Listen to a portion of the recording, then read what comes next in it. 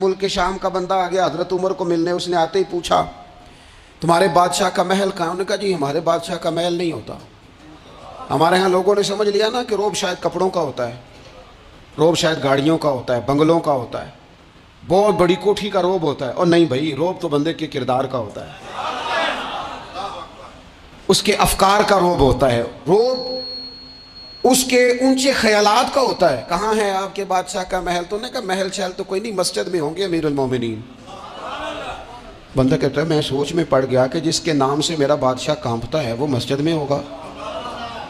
گن میں نہیں کوئی نہیں، ہٹو بچوئی کوئی نہیں، ادھر ادھر ہی کوئی نہیں، پہرے دار ہی کوئی نہیں. مسجد میں جا کے پوچھا جناب عمر، کہنے لگے ادھر ہی تھے. کدھر ہیں بھائی حضرت؟ وہ کدھر ہیں بھائی؟ کدھر ہی تھے. کہنے لگا میں حیران ہو گیا یہ بادشاہ کی بات ہو رہی ہے. ایک صاحب کہنے لگے وہ کھجوروں کے باغ کی طرف جا رہے تھے. کہتے ہیں میں کھجوروں کے باغ میں گیا تو ایک بندے سے پوچھا امیر المومنین. کہنے لگا وہ سامنے کی طرف جا رہے تھے، ادھر گیا. ایک بندے سے پوچھا کہاں ہے وہ شخص اس کی 24 لاکھ مربع میل پہ حکومت ہے؟ کہاں ہے وہ شخص جو مدینے میں بیٹھ کے نعرہ لگاتا ہے تو کیسر و کسرا کانپ جاتے ہیں؟ وہ بندہ کدھر ہے کہ جس کی بات جگہ جگہ ہوتی ہے، جس کا تذکرہ سنا ہے کہ اسے دیکھ کے شیطان بھی رستے بدل جاتا ہے؟ انہوں نے کہا وہ دیکھ رہے ہو کھجور کے درخت کے نیچے کنویں کے ساتھ مٹی کا ڈھیلا تکیے کی جگہ رکھ کے وہ جو تامت باندھے کرتا پہنے سویا ہے وہی تو فاروق اعظم ہے. وہ شخص کہتے ہیں عمر سوئے تھے. شیر سویا بھی ہو تو اس کا روب ہوتا ہے. شیر جو ہوتا ہے، شیر کبھی سو بھی جائے نا تو لوگ پھر بھی خوف کھاتے ہیں اور اس کے جاگنے کا خوف کھاتے ہیں کہ یہ کہیں جاگ نہ جائے. شیر جو ہوا، کہتے ہیں حضرت عمر سوئے تھے پر میں قریب گیا تو میرے وجود پہ روب طاری ہو گیا، روب.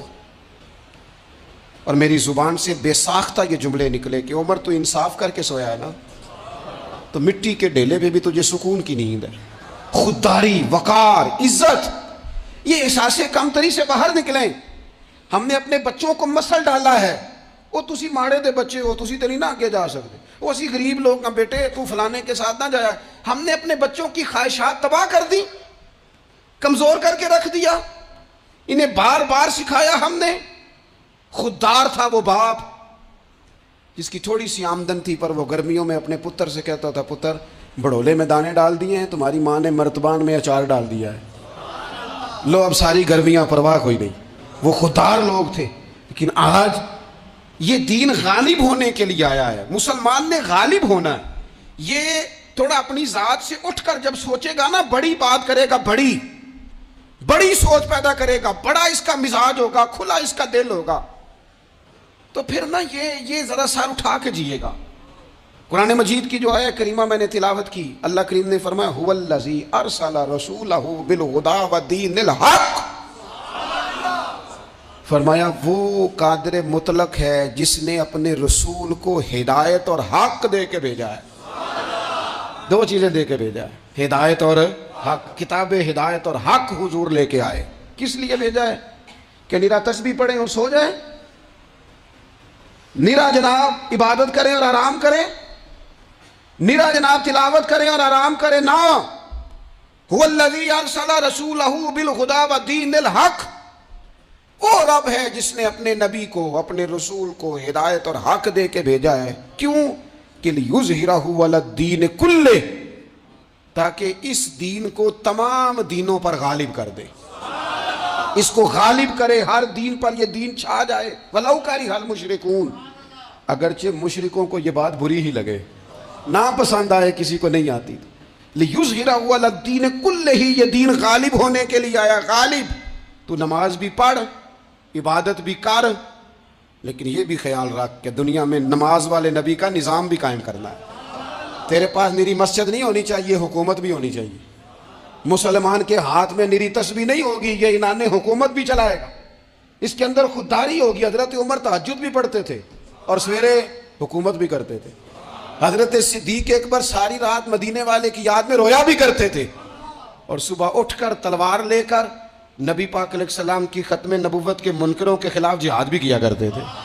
جب تک اپنے مزاج میں وہ شوق نہیں پیدا ہوتا کہ دین کو غالب کرنا ہے، جد و جہد کرنی ہے، کوشش کرنی ہے، بڑا سوکھا ہے ہمارے لیے بھی، آرام سے نماز پڑھیں، نفل پڑھیں، عبادت کریں. اور ویسے بھی اسے لوگ زیادہ بڑا پیر سمجھتے ہیں جس کی تسبیح زیادہ لمبی ہو. وہ زیادہ بڑا پیر ہوتا ہے جس کی پگڑی ذرا زیادہ بڑی ہو، جبہ تگڑا پہنے، اجرے کے اندر رہے، باہر نہ نکلے، اور اندر جائیں 2 منٹ کے لیے حضرت کی زیارت کریں، باہر آ جائیں، بات چھوٹی. وہ زیادہ پیری مریدی ہو جاتی ہے. پیر تو بولتا ہی نہیں. وہی ہے تیرے زمانے کا امام برحق. اقبال کہنے لگے وہی ہے تیرے زمانے کا امام برحق جو تجھے حاضر و موجود سے بیزار کرے اور موت کی شکل میں دکھلا کے تجھے جلوہ یار زندگی تیرے لیے اور بھی دشوار کرے. تو جو تیرا جینا مشکل کر دے نا، وہ تیرے زمانے کا امام برحق ہے، تیرے لیے زندگی دشوار کر. یہ کیا بات ہوئی کہ ٹھیک ہے جناب آپ موج کریں جو دین غالب ہونے کے لیے آیا. دین کے مزاج میں غلبہ ہے، دین کی طبیعت میں غلبہ ہے. دیندار چھا کے وقت گزارا کرتے ہیں. اللہ تعالیٰ نے اس دین کے اندر وہ قرار دیا ہے، وہ وسعت دی ہے، وہ درد دیا ہے، وہ ذوق دیا ہے. اپنے اندر سے وہ بت توڑ ڈالیں جو بت مایوسی پھیلاتے ہیں. ان جگہوں سے نکل آئیں جہاں انسان کمزور پڑتا ہے. اٹھ باندھ کمر کیوں ڈرتا ہے، پھر دیکھ خدا کیا کرتا ہے. آگے کی طرف دیکھیں، آگے کی طرف دیکھیں. میرے نبی اکرم صلی اللہ تعالیٰ علیہ وسلم نے فرمایا حالات جتنے بھی خراب آ جائیں، ماحول جتنا بھی بگڑ جائے، امت پر دشواری جتنی بھی آئے، حضور علیہ الصلوۃ والسلام نے فرمایا ہے یہ دین اسلام ہے. یہ مسلم کے لفظ ہیں. حضور فرماتے ہیں یہ دین ہمیشہ قائم رہے گا. اور فرمایا ایک جماعت ہوگی پوری میری امت کی جو دین اسلام کے دفاع میں کام کرتی رہے گی، جد و جہد کرتی رہے گی، کوشش کرتی رہے گی، ہمت کرتی رہے گی. میرے عزیز حضور نے فرمایا ہمیشہ یہ دین قائم رہے گا اور ایک جماعت ہمیشہ اس دین کے لیے کام کرتی رہے گی. اور میرے نبی پاک علیہ السلام نے فرمایا 100 سال کے بعد تو اللہ ضرور اس امت میں ایک ایسا شخص پیدا کرے گا، یہ ابن ماجہ میں حدیث موجود ہے، جو اس دین کی نئے سرے سے تجدید کر دے گا. وہ لوگ آتے رہے، جب حالات بڑے بگڑے تو حضرت عمر بن عبدالعزیز آ گئے، حالات کا رخ بدل کے رکھ دیا. پھر معاملات بڑے بگڑے تو امام شافعی جیسے لوگ آ گئے، غوث اعظم جیلانی جیسے لوگ آ گئے. حالات بڑے بگڑے تو شیخ عبدالحق محدث دہلوی جیسے لوگ آ گئے. ہندوستان میں جب ماحول بڑا کٹھن ہوا تو اعلیٰ حضرت فاضل بریلوی جیسے لوگ آ گئے. ہر صدی کے سرے پر اللہ تعالیٰ ایک مجدد بھیجے گا. حضور کا وہ غلام دین کو نئے سرے سے تازہ کرے. دین کے چمن میں ہمیشہ بہار رہے گی، ہمیشہ نورانیت رہے گی، ہمیشہ نور اعلیٰ نور رہے گا. یہ کام صرف کرنے کا کام کیا ہے؟ یہ دین تو پھلے گا پھولے گا. جو آگے بڑھ کے خدمت میں حصہ ڈال لے گا نا، وہ اپنا نفع کرے گا. یہ قرآن پاک ہے، یا ایھا الذین آمنوا ان تنصروا اللہ ینصرکم ویثبت اقدامکم. اللہ فرماتے ہیں لوگو اگر تم اللہ کے دین کی مدد کرو گے نا تو اللہ تمہاری مدد کرے گا. ویثبت اقدامکم، اور تمہارے قدم جما دے گا، تمہیں استقامت دے. تم آگے، اور دین کی مدد صرف پیسوں سے نہیں ہوتی. کوئی شخص سمجھے کہ فقط مال سے مدد ہوتی ہے. جب آپ وقت پر آ کر مسجد میں جمعے کی نماز ادا کرتے ہیں تو یہ بھی آپ دین کی خدمت ہی کرتے ہیں. جب آپ دینی اجتماعات کی رونق بڑھاتے ہیں تو یہ بھی آپ دین کی خدمت ہی کرتے ہیں. جب آپ کسی دین کے طالب علم کا حوصلہ بڑھا دیتے ہیں نا، بیٹے بڑی بات ہے قرآن پڑھتے رہنا، یہ بھی آپ خدمت ہی کرتے ہیں. جب آپ دین کے بارے میں کسی جگہ بیٹھ کے اچھی بات کر دیتے ہیں، یار اللہ کا فضل ہے ہمارے دین میں یہ خیر اللہ نے رکھی، یہ بھی آپ دین کی مدد ہی کرتے ہیں.